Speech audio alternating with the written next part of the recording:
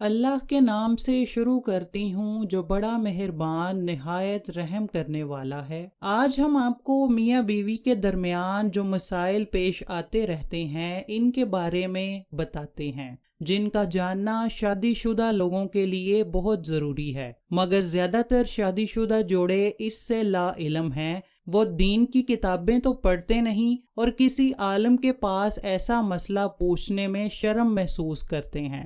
دین اسلام میں ہے کہ میاں اور بیوی اکٹھے نہا سکتے ہیں، ایک دوسرے کے جسم کو دیکھ سکتے ہیں۔ ایک دوسرے کے جسم کو دیکھنا گناہ نہیں ہے، بلکہ ایک دوسرے کی شرمگاہ کو دیکھنا ناپسندیدہ عمل ہے۔ ایک روایت میں یوں ہے کہ حضرت عائشہ رضی اللہ تعالی عنہا فرماتی ہیں کہ میں اور حضرت محمد صلی اللہ علیہ وآلہ وسلم ایک ہی برتن میں نہایا کرتے تھے۔ حضرت عائشہ رضی اللہ تعالیٰ فرماتی ہیں کہ نہاتے وقت حضور مجھ سے پہلے نہا لیتے تھے اور میں ان کو کہا کرتی تھی کہ مجھے بھی پانی دو۔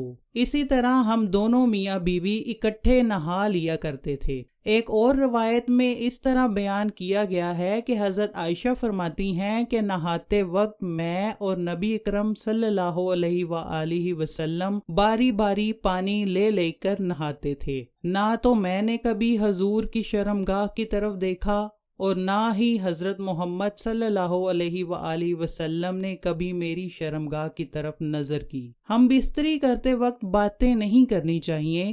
اس حالت میں باتیں کرنے سے جو بچہ پیدا ہوگا وہ توتلا پیدا ہوگا۔ اگر میاں اپنی بیوی کی شرمگاہ کی طرف دیکھتا ہے تو بچہ اندھا پیدا ہونے کا خطرہ ہوتا ہے۔ اگر میاں بیوی بالکل ننگے ہو کر ہم بستری کرتے ہیں تو اولاد کے بے حیا ہونے کا خطرہ ہوتا ہے۔ اسی لیے ہمیں چاہیے کہ سارے ننگے ہو کر بیوی سے ہم بستری نہ کیا کریں۔ حضرت عائشہ رضی اللہ تعالی عنہا فرماتی ہیں کہ میں نے آپ سے پوچھا کہ اے اللہ کے نبی، مردوں کے بارے میں کیا فرمان ہے؟ حضرت محمد صلی اللہ علیہ وآلہ وسلم نے مسکراتے ہوئے جواب دیا کہ جو مرد اپنی بیوی کے ہاتھ کو چومے تو اس کے لیے ایک نیکی، اور جو مرد پیار سے اپنی بیوی کے گلے میں ہاتھ ڈالے تو اللہ تعالیٰ اس کے نامہ اعمال میں 10 نیکیاں لکھ دیتا ہے۔ جب وہ اپنی بیوی سے ہم بستری کرتا ہے تو دنیا سے افضل ہو جاتا ہے، اور جب غسل کرتا ہے تو اس کے جسم سے غسل کا پانی زمین پر گرتا ہے تو اس پانی کے ایک ایک قطرے کے برابر نیکیاں اس کے نامہ اعمال میں لکھ دی جاتی ہیں، اور اسی نسبت سے گناہ معاف کر دیے جاتے ہیں۔ اسی طرح اس کے درجات بلند ہو جاتے ہیں۔ اللہ تعالیٰ اپنے بندے پر فخر کرتا ہے اور اپنے فرشتوں سے فرماتا ہے کہ میرے اس بندے کو دیکھو جو اتنی ٹھنڈی رات کو اٹھ کر غسل جنابت کر رہا ہے۔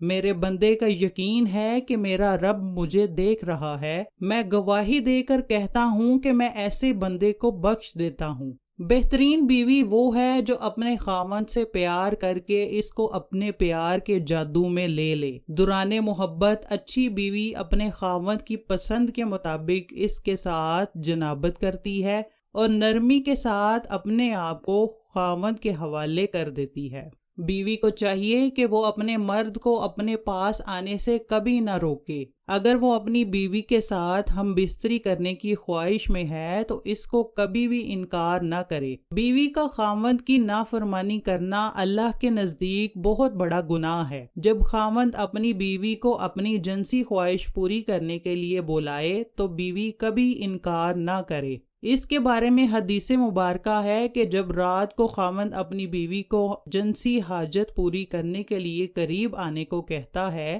اور بیوی اس کے پاس جانے سے انکار کر دیتی ہے اور وہ بندہ بیوی سے ناراض ہو کر سو جاتا ہے تو فرشتے ساری رات اس عورت پر لعنت بھیجتے رہتے ہیں۔ ایک اور حدیث میں بیان کرتے ہیں کہ حضرت طلق رضی اللہ تعالی فرماتے ہیں کہ حضور اکرم صلی اللہ علیہ وآلہ وسلم نے فرمایا، اگر بیوی روٹی پکانے کے لیے کچن میں کھڑی ہے اور اس کا خاوند بیوی کو حاجت پوری کرنے کے لیے بلائے تو بیوی کو کچن چھوڑ کر فوراً اپنے آپ کو اپنے خاوند کے حوالے کر دینا چاہیے، چاہے بیوی نے چولہے پر روٹی ہی کیوں نہ ڈالی ہو۔ ایک دفعہ حضرت عبداللہ ابن مسعود رضی اللہ تعالی عنہ کی خدمت میں ایک مرد حاضر ہوا اور کہنے لگا، جناب، میرا جس عورت سے نکاح ہوا ہے، میرا خیال ہے کہ وہ مجھے ناپسند کرنا نہ شروع کر دے۔ اس پر آپ رضی اللہ تعالی عنہ نے فرمایا کہ دلوں میں محبت پیدا کرنے والا